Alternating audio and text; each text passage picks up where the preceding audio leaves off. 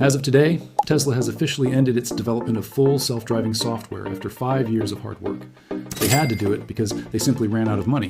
But there is good news. According to unofficial reports, WAYMO is already mass-producing their self-driving computer hardware. And by 2024, we might see robotaxis on the roads of San Francisco. So in this context, let's compare WAYMO versus Tesla's FSD and find out which one will win.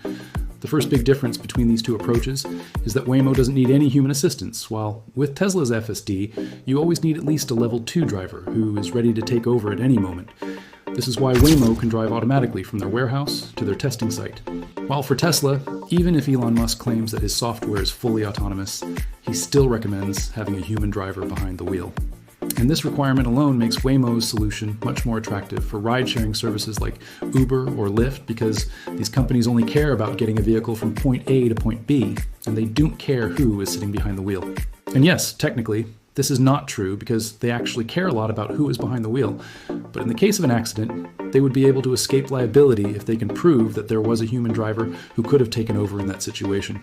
Now, another big advantage of WAYMO is that they are focusing purely on self-driving software and hardware. So unlike Tesla, they don't have to worry about building a car from scratch. They can just buy a regular Chrysler Pacifica or Jaguar and turn it into a robo-taxi. So from this perspective, WAYMO is a much simpler business and therefore less risky. But at the same time, this also means that they cannot control the entire stack. And this puts them at risk because if something goes wrong with the sensors or the actuators, they won't be able to fix it. For example, if a bolt gets loose and the door of the vehicle malfunctions, a WAYMO engineer won't be able to fix it in the middle of the road. At best, they will be able to restart the vehicle or call a tow truck. On the other hand, Tesla can fix any problem with their full self-driving because they have full control over their hardware and software stack. But anyways, let's assume that both companies will be able to sort out all these engineering challenges. Then what will be the main factor determining their success? Well, clearly the answer is AI power. Whoever develops the best artificial intelligence will win. And here too, we have a clear winner. You see, Tesla has been collecting data since 2016 when they launched their first full self-driving beta.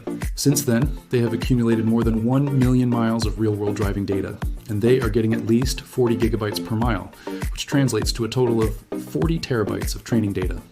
That's a lot of data, but WAYMO has driven more than 10 million miles, and they collect at least 30 terabytes per day. So their database is orders of magnitude bigger.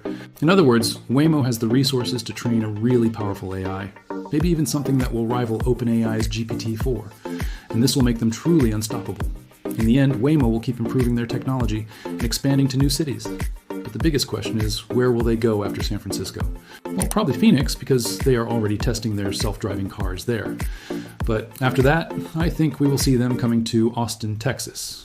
Why? Because Tesla is building their Gigafactory there, and obviously they will start testing FSD version 4.0 in Austin before releasing it to the whole world. So it makes sense that WAYMO wants to get there as soon as possible. Moreover, Elon Musk has explicitly said that robo-taxis will never work in San Francisco because there's too much crazy stuff going on. Instead, he thinks that they will work perfectly fine in Austin because people there are normal. However, I believe that Elon is just saying this to protect his ego. He is probably aware that robo-taxis will also work in San Francisco. He just doesn't want to admit that because the competition is there. Anyways, guys, if you want to see more videos like this one, please consider following. Thanks for watching, and I'll see you in the next one.